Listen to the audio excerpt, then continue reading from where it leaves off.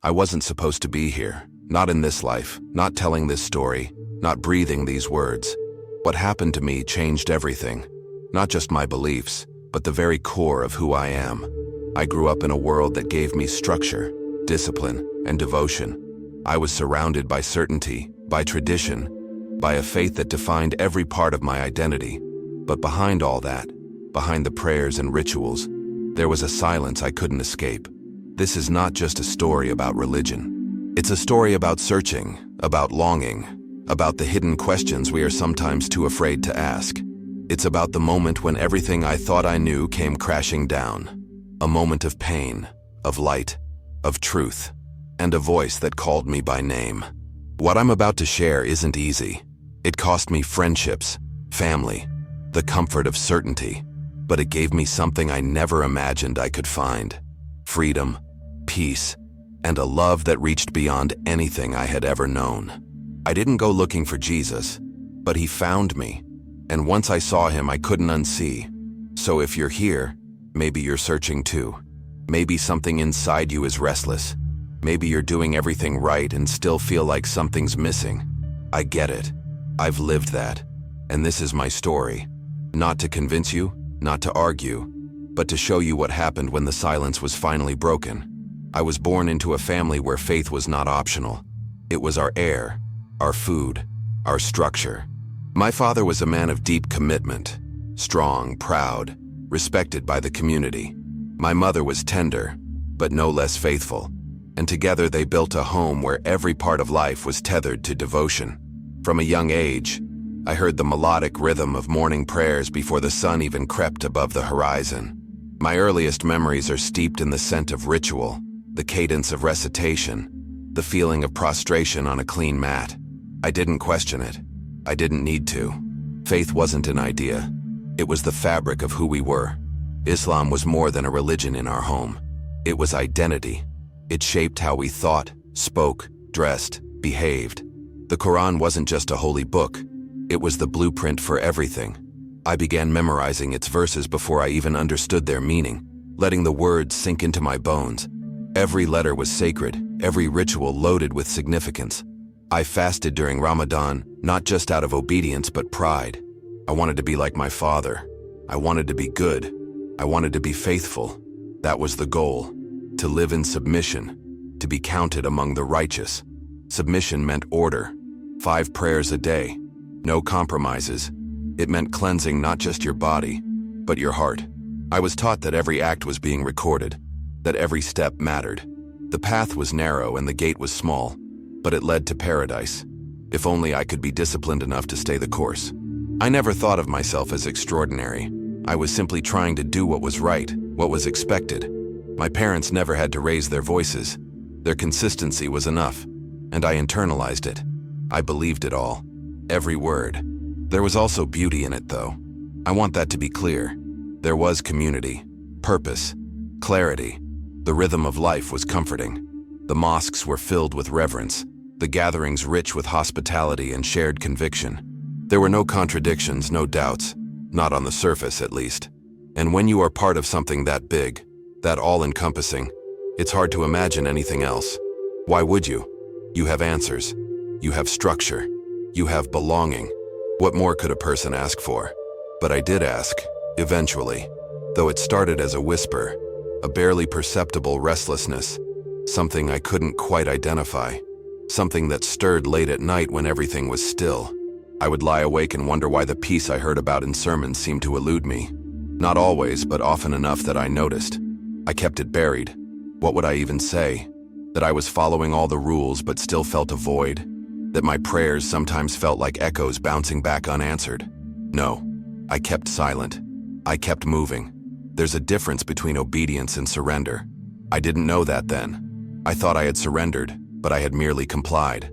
I had followed the blueprint so well I didn't know how to notice the cracks in the foundation. I told myself to try harder, to memorize more, to serve more, to recite until the silence inside me gave way to something, anything, but it never did. The silence only grew louder, and I didn't have the language or the courage to confront it, so I buried it deeper. And then came the day that would change everything. Not because I was searching, but because something found me. Something I didn't expect. Something I didn't know I needed. But before we get there, you need to know who I was. You need to understand what I believed, how deeply I believed it, and how hard I tried to stay faithful to it. Because when the shift came, it wasn't a small step. It was an earthquake, and it would shake the very ground beneath everything I thought was sacred. I never expected that the silence I carried would one day become the catalyst for transformation. At the time, it was just background noise, a familiar emptiness I thought everyone carried. I told myself it was normal. I told myself faith was not about feelings, it was about obedience. So I obeyed. I built a life that looked righteous. People respected me. My family was proud. I prayed, fasted, gave to the poor. I was the man I was expected to be. But deep down, something in me felt off balance. Not broken, but not whole either. There was no vocabulary for what I was experiencing. No verse to quote that made it make sense. Sometimes I would sit in my car after work with the engine off, staring at the steering wheel, unsure of why I felt so heavy. It wasn't depression. It wasn't rebellion. It was like being surrounded by beauty but unable to feel it. Like hearing the music of prayer but never dancing to it. I told myself to ignore it. I wasn't weak. I wasn't ungrateful. And yet, there were nights when I couldn't sleep. Not because of anxiety, but because something inside me was searching for something I couldn't name. I began to wonder if I was the only one who felt this way, or if others were also faking their peace. I started increasing my devotion. More prayer, more giving, more verses memorized. I watched lectures, listened to scholars, repeated the 99 names of God until they were etched into my breath. And for a while it helped. Or at least I thought it did. I convinced myself the silence was fading, but it always came back, usually in the moments when everything else was quiet. When the rituals ended, and I was left alone with my thoughts. That's when it would return, like an unanswered question echoing off the walls of my soul.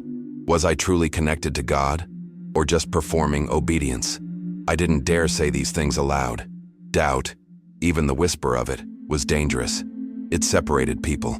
It made you a stranger among your own. And I didn't want to be a stranger. I wanted to belong. I wanted to be accepted. So I kept the questions buried under the rituals. I wore the mask. I played the role. I knelt and recited and bowed with everyone else. And on the surface, I looked complete. But inside, there was a crack growing wider, with every unanswered longing. A sense that I was just out of reach of something truly sacred. Then came the day that everything changed. It wasn't dramatic. It wasn't foreshadowed by anything strange. The sun was out. The roads were clear. I was driving to a normal appointment, thinking about what to pick up for dinner. I remember the hum of the road, the stillness in the car. No music, no rush, just silence. And then, in an instant, the world spun. The tires lost grip. The car slid sideways. There was no time to react, no time to pray. Just metal twisting and glass breaking, and then nothing. I didn't feel the crash. I didn't feel the pain. I just felt myself detach. One moment I was in the car. The next, I was outside of it. Watching, observing. I saw people running toward the wreck. I saw my body slumped behind the wheel. I saw someone yelling for help, someone dialing a phone, someone crying. But I felt none of it. I wasn't part of the chaos. I was hovering above it, weightless, detached, strangely calm. And then came the light. It didn't blind me. It embraced me. It wasn't from above or around. It was everywhere. A brilliance so pure it made everything else feel like shadow. In that light, I wasn't afraid. I wasn't confused. I was at peace. And then I saw him. Not a vision, not a dream. A presence so real, so complete, that everything else faded in comparison. A man clothed in light, yet the light didn't hide him. It revealed him. His eyes met mine, and in that gaze, I saw everything I had ever done, every thought I had ever had. And yet, there was no judgment, no condemnation, just love. Pure, overwhelming, unfiltered love. I didn't need to ask who he was. I knew. Without being told, I knew it was Jesus. Not as a prophet, not as a figure in history, but as someone who knew me more intimately than I knew myself. He didn't speak right away. He just looked. and his eyes pierced through everything I was trying to hold together. The masks, the rituals, the pride, all of it dissolved in his gaze. And then he said the words that broke me. "I am Jesus. You are not alone." That was all it took. In those 7 words, the silence that had haunted me all my life shattered. The emptiness was gone. The weight was lifted. I didn't feel judged. I felt known. Fully, completely, intimately known. And loved anyway. Not because I had earned it, but simply because I belonged to him. Everything I had ever searched for, every unanswered prayer, every restless night, it all made sense in that moment. It had all been leading here, to him. I didn't want to leave. I didn't want to go back. For the first time, I felt like I was home. Not in a place, but in a presence. And just as I reached for him, just as I wanted to stay forever, he looked at me and said, "It's not your time." And in a flash, the light faded. The stillness vanished. The world came rushing back. Sirens, shouting, pain, my body screaming. But I was alive, different, changed, and I knew nothing would ever be the same. Back in the hospital, everything felt surreal. The lights were too bright, the voices too loud, the smells too sterile. I drifted in and out of consciousness, my body screaming with pain, but none of it compared to the ache of having left that presence. Doctors moved around me, nurses checked machines. My family stood nearby with wide eyes and whispered prayers. They said it was a miracle that I had survived. The scans didn't make sense. The injuries should have been worse. The words "lucky to be alive" were repeated over and over. But I knew it wasn't luck. It wasn't even just survival. I had crossed over and come back, and no one around me had any idea what had truly happened. The hardest part wasn't the recovery. It was the question that echoed in my mind day after day.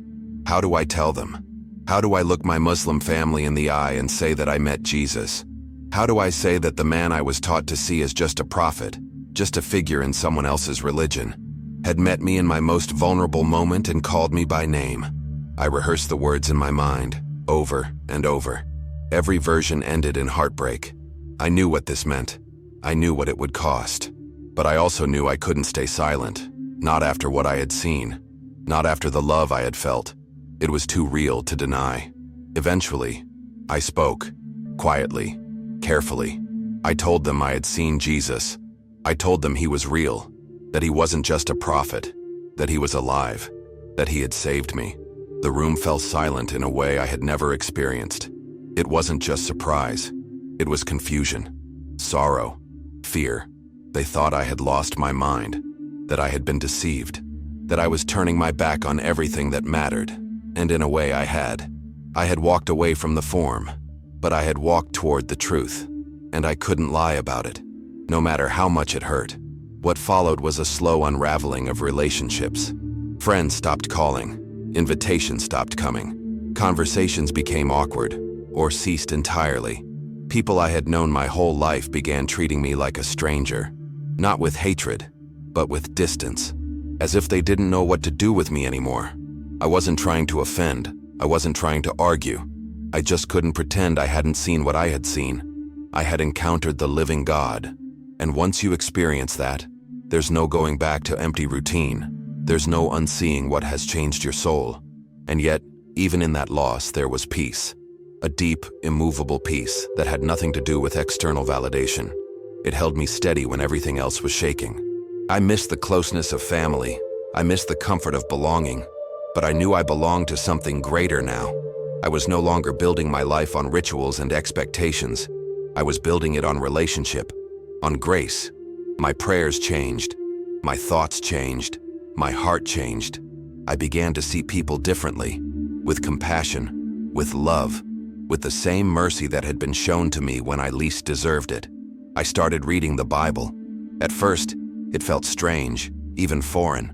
But as I turned the pages, something remarkable happened. The words began to speak to me, not just intellectually, but deeply, personally. The Gospels became living water to a soul that had been parched for years. I saw Jesus on every page, his mercy, his power, his sacrifice. And I realized that everything I had longed for in my previous faith, closeness, peace, assurance, was found in him. He wasn't distant. He wasn't cold. He was near. And he loved me, not because of my effort, but because I was his. I was baptized not long after.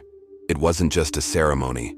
It was a funeral, a farewell to the old me, the one who strived and performed and carried the silence. As the water washed over me, I felt like I was being rewritten, not cleaned up, but recreated. I had nothing left to prove, no mask left to wear. I belonged to Christ, and for the first time in my life, I felt truly alive. The fear was gone. The striving was gone. In its place was love, deep, total, unshakable love, the kind that doesn't leave, the kind that doesn't depend on my performance, the kind that calls me by name and says, "You are mine." Following my baptism, life didn't become easy. In fact, in many ways, it became harder. The old tensions didn't vanish. The misunderstandings didn't disappear. Some family members couldn't even look me in the eye. Conversations were short, strained. I knew they didn't understand, and that hurt. But I also knew I couldn't force them to. Faith, I had come to realize, wasn't something you could download into someone's heart with words alone. It had to be experienced. And I had experienced something so powerful, so transformative, that no amount of rejection could steal it from me. I grieved what I lost, but I never regretted what I gained. There were nights when I wept, not because I doubted Jesus, not because I wanted to go back, but because loving him had cost me so much in this world. I missed birthdays, weddings, even funerals, events where I used to sit side by side with people I loved. Now I was on the outside, not hated, but not welcome either. And yet, even in those lonely moments, I never felt abandoned. Jesus had become more than a savior to me. He was my companion, my comfort, the one who stood with me in silence and strength. I no longer feared being alone, because I knew I never truly was. The biggest shift, however, happened inside me. My heart was softer. My mind was clearer. I began to see people not as categories or labels, but as souls. Precious souls. I wasn't interested in arguments anymore. I didn't need to win debates. I just wanted others to experience the love I had encountered. That love became my lens, my purpose. I started sharing my story with those who were willing to listen, not to convince, but to witness. Because sometimes, the most powerful truth is simply lived, not shouted. I knew some would reject it, but I also knew some would hear it and wonder. What I found surprising was how many people were secretly searching. Men and women who, like me, had followed all the rules, done all the right things, and still felt empty. They were afraid to say it, afraid to voice the dissonance between outer obedience and inner longing. But when I shared my story, something in their eyes shifted. Not all of them responded, but some did. And that reminded me why I could never go back to silence. Because there are others like me sitting in mosques, churches, bedrooms, offices, wondering why the peace never arrives, wondering what's missing. I was one of them, until Jesus met me. I've learned to trust the process. Not everyone will understand. Not everyone will accept. But I no longer need them to.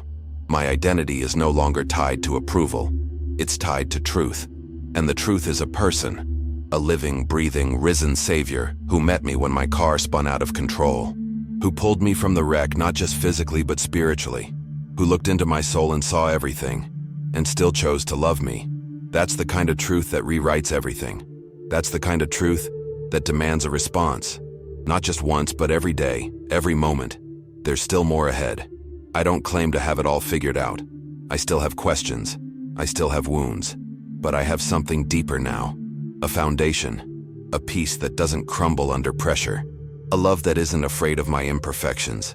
Jesus never asked me to be perfect. He just asked me to follow. And I have. Through pain, through loss, through joy. And every step has brought me closer to the one who met me in the silence, who called me by name, who reminded me I was never truly alone. And if he did it for me, I believe with all my heart, he can do it for you too. So if you're watching this or listening or reading these words and something is stirring inside you, don't ignore it. That's not emotion. That's not coincidence. That's the voice of the one who made you, who knows your name, who sees the ache you hide and the questions you bury. He's not far from you. He's closer than your breath. You don't have to be perfect. You don't have to understand it all. You just have to be willing. And if you are, whisper this simple prayer. Jesus, if you are real, show yourself to me. That's it. And if you mean it, he will. Just like he did for me. What I shared with you is not just a story. It's my life.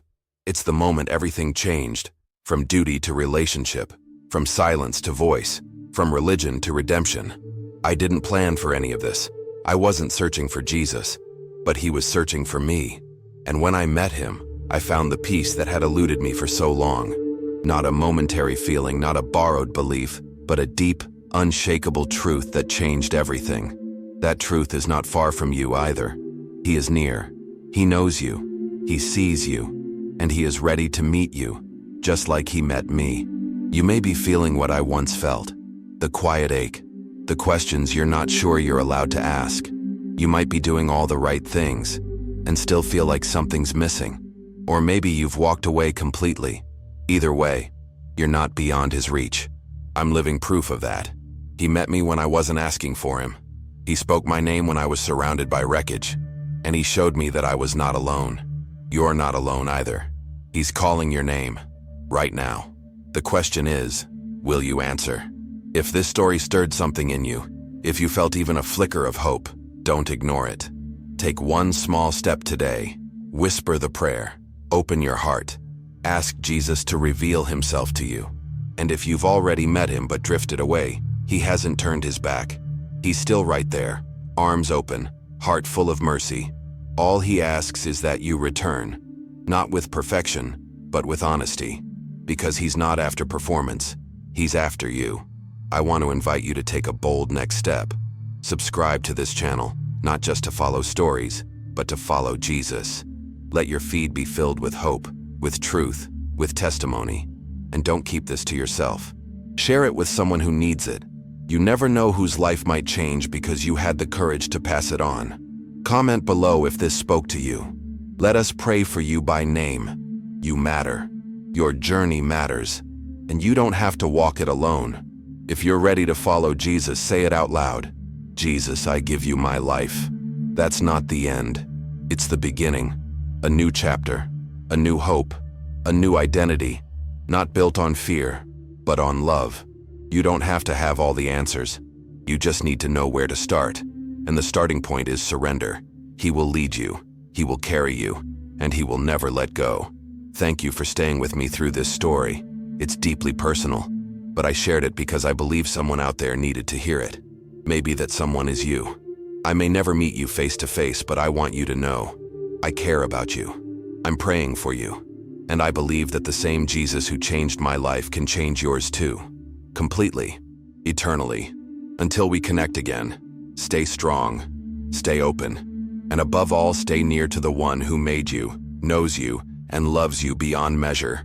I'll be here, continuing to share, continuing to walk this road with you, and I hope you'll walk it with me. Be blessed, be brave, and never forget, you are not alone. Not today, not ever.